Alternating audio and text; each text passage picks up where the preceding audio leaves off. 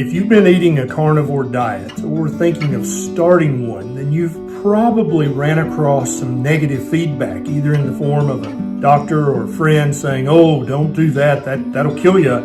Or you found some websites or some articles saying some of the following things I'm going to tell you about. I've really come across 7 dangers, and I put dangers in quotation marks because carnivore is not really dangerous, but I want to help you be able to answer these common worries and defend yourself, and also feel safe in your heart of hearts that eating a carnivore diet is not really dangerous and it's not really going to kill you.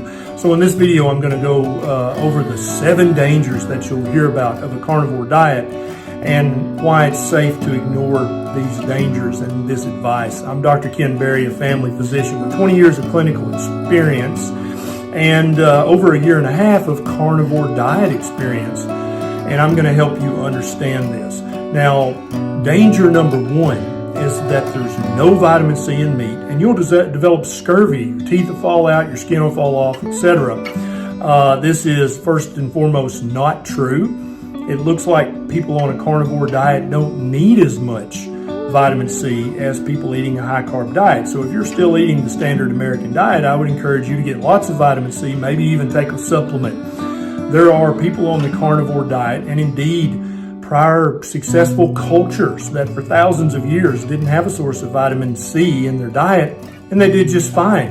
I know many carnivores in the carnivore community who have been eating this way for over a decade, and they don't take a vitamin C supplement. They know that there is a small amount of vitamin C in fresh meat. Yeah, that's true. You can look it up.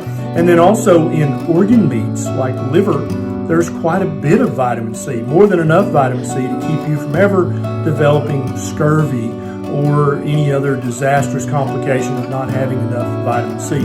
If you just can't bring yourself to eat organ meat at all, then I recommend a temporary supplement like Ancestral Supplements freeze-dried liver capsules. I've got a link down in the show notes below. But I encourage you to continue to try to learn to like liver. My wife Nisha and I, we talk about liver recipes all the time that are delicious and that'll help you enjoy liver. But you're not going to develop a vitamin C deficiency.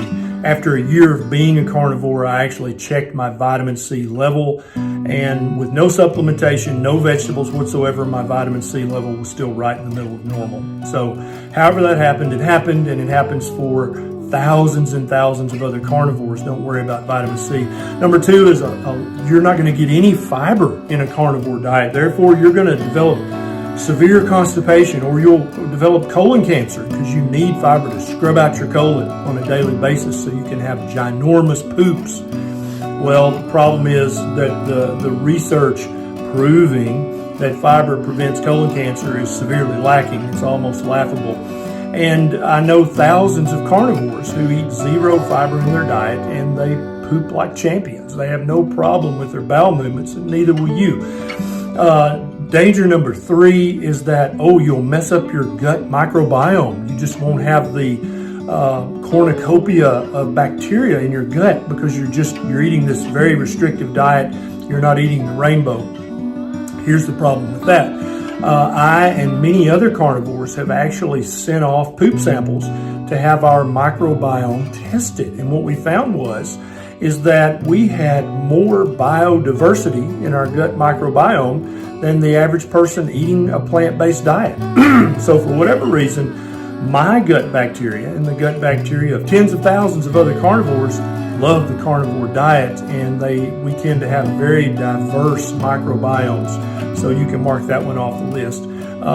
Danger number 4 is that you'll eat too much salt and you'll have high blood pressure or a heart attack. Well, so here's the weakness in that argument. Yes, carnivores get to eat as much salt as they want. They get to taste salt all their tasty meat so that it tastes perfect. And they don't worry about this. Now, when you check the average carnivore's blood pressure and you compare it to an equal person eating a plant-based diet, the carnivore diet person's blood pressure is always lower, even though they're eating what most people would consider a high-salt diet. carnivores, many of them went carnivore so that they could get off their blood pressure medication. And indeed, they were able to, or at least decrease the dosage a significant amount, because your blood pressure gets better on a high salt carnivore diet. A good friend of mine, Dr. James D. Nicolantonio, has an excellent book called The Salt Fix. I'll put a link down in the show notes. If you're afraid of salt currently, then you need to go low carb and eat more salt and read Dr. D's book. The next big danger is that you'll eat too much saturated fat, and this will cause you to have a heart attack.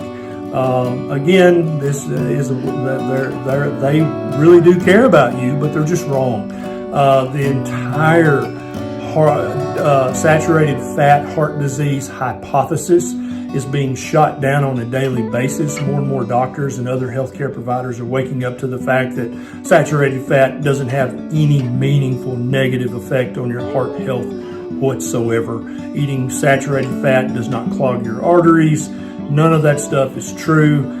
It may or may not raise your cholesterol, but even more and more research done by my good friends Dave Feldman and Dr. David Diamond, they're showing on a daily basis that eating healthy saturated fats in no way increases your risk of heart disease, cancer, or of dying early.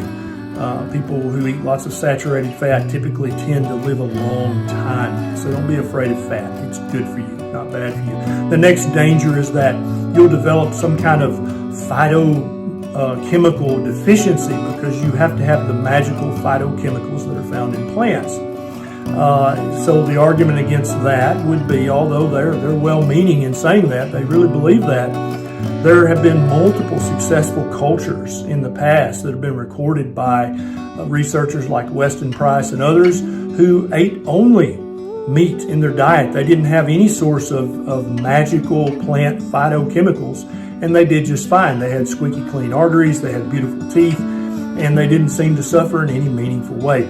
I used to believe this. I used to believe that there were magical phytochemicals in plants that we didn't even understand, hadn't even discovered yet. But you had to eat lots of leafy green and colorful plants in order to get these magical, mystical phytochemicals. I no longer believe this. I have friends in the carnivore community who have not touched a plant food in over 10 years. They look great, they feel great, both mentally and physically. They're way above average. So I think this is a myth that we can start to ignore. And then the seventh danger is that if you eat a lot of processed meat in your carnivore diet, that you're going to be getting too much nitrite and nitrates, and this is going to lead to cancer. The World Health Organization said this, and therefore it must be true. I've got a couple of other videos on this channel about the nitrite myth and how you can safely ignore that. The research that proved, quote unquote, that nitrates and nitrites are bad for you and will cause cancer it's just laughable research. It's not meaningful in any way. And actually researchers now are using nitrites. They're trying to use that and get an FDA approved medication to treat high blood pressure with it, because they actually help lower blood pressure. Once you look at my other video on this channel about eating bacon and processed meats and the nitrates and nitrates they contain, you'll see that this is foolishness, and you can safely ignore that. So stop worrying about all 7 of these wink wink dangers and eat your meat. A carnivore diet is part of the proper human diet spectrum that human beings can eat on and realize their optimal physical and mental health. If you enjoyed this video and you breathed a sigh of relief, knowing you're not going to die from your carnivore diet, then please consider clicking that subscribe button and the little bell button right beside it. And that way you'll get a notification and be able to enjoy the 2 or 3 new videos I post on this channel each and every week. This is Dr. Barry. I'll see you next time.